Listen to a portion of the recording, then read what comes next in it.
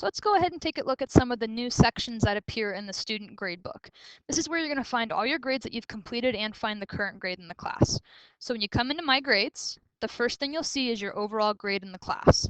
And that'll always appear at the top, and that grade factors in any work that you've done, any late assignments you have, and it's that rolling grade that keeps building all semester long. So there's your overall grade in the class. The next section is any graded work, and you can see the student has one graded assignment. And then if I want to see the teacher comments and feedback that were left for the student, all I have to do is click comments and the teacher feedback will pop up. And you'll also have teachers leaving you digital documents or rubrics to look at. And how you find that is by actually clicking on the title. And then you'll see submission materials. That's what the student turned in.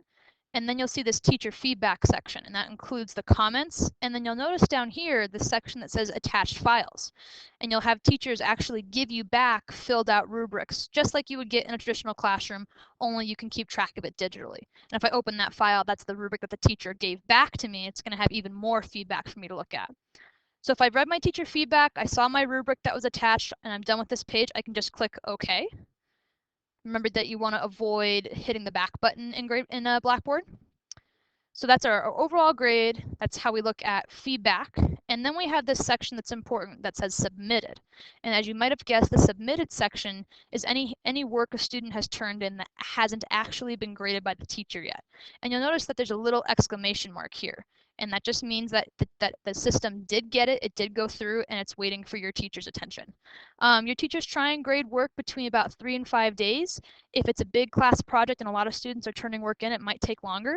If you're ever not sure that a teacher got your assignment or that you want to just check on its progress, never hesitate to email the teacher and double check. But the first thing you'll always want to do is make sure it went through, and you'll be able to tell that by that exclamation mark right there next to the assignment. You can also double check that the version of the assignment you turned in is the right one by coming into the review submission history and checking the file. Now you'll notice that this student uploaded an assignment that has the assignment title, 2.2, and it's saved as a .rtf. And that RTF is important because that means that the teacher will have no problem opening it. So I'm going to go ahead and click OK and go back to my gradebook. And then the next section, if you scroll down, says upcoming.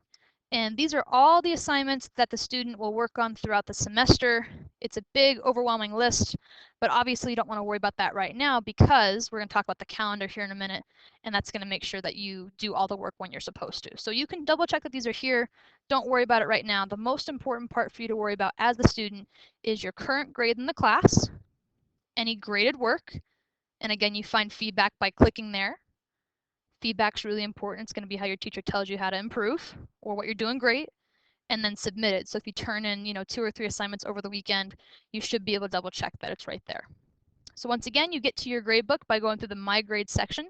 If you have any questions on a particular class, just ask that teacher, shoot them an email, go to their office hours, or give them a call, and we'll get it all worked out. If you have questions, give your advisor an email today, and we will keep on moving through the online orientation.